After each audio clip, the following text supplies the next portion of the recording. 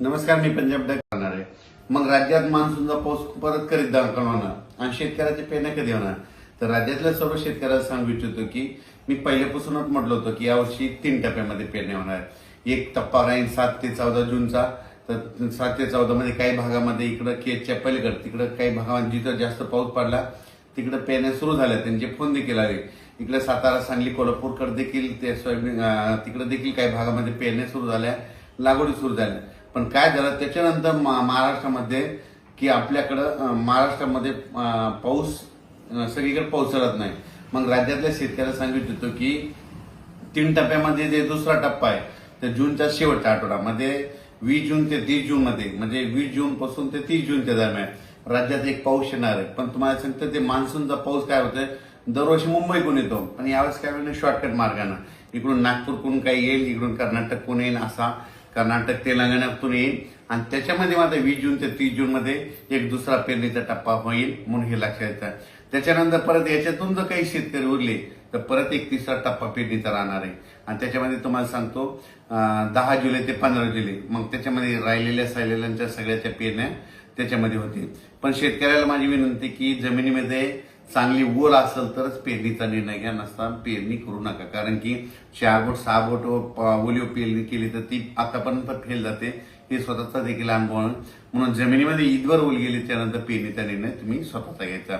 आणि राज्यामध्ये मात्र 20 जून पासून म्हणजे 20 पासून काय होईल, बऱ्याच भागामध्ये पावसाला सुरुवात होईल. मग ते मान्सूनचाच पाऊस असेल. 20च्या नंतर ते 21, 22, 23 जसं जसं ते जूनच्या शेवटच्या आठवडा येईल तसं मग काही भागामध्ये बऱ्याच ठिकाणी मान्सून दाखल होईल आणि त्याच्यामध्ये देखील एक पेरण्या होतील. आणि त्याच्यामधून जर काही शेतकरी उरले तर 10 जुलै ते 15 जुलैमध्ये पेरण्या होतील म्हणून हे लक्षात घ्यायचं. आणखीन एक तुम्हाला एक माहिती विशेष सांगतो की बऱ्याच शेतकऱ्याचे फोन आले मला की ते म्हणतात यावर्षी दुष्काळ पडेल का. तुम्हाला सांगतो कालच 7 जून लागला, आणखी 2-3 दिवसच झाले की लगेच काय झालं की तुम्हाला वाटतं की दुष्काळ पडेल. तुम्हाला सांगतो आज आहे 11 जूनला, मी म्हणत असतो ना 11 जूनला दुपारी 12 वाजता आकाशामध्ये जर खळ दिसलं, सूर्याला खळ आलं तर त्यावर्षी पाऊस कमी पडतो, दुष्काळ पडतो. पण आता मी काय केलं, स्वतः बघितलं 11 जूनला दुपारी 12 वाजता कसलं खळ वगैरे पडलं नाही, म्हणून यावर्षी दुष्काळ वगैरे काही पडणार नाही.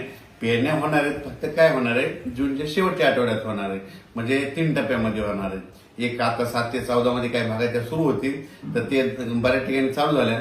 पण त्याच्यानंतर जे दुसरा टप्पा होईल ते 20 जून ते 30 जून मध्ये होईल आणि त्याच्यामधून 7 जुलै ते 14 जुलैच्या दरम्यान तिसरा एक टप्पा राहील म्हणून हे लक्षात येतं.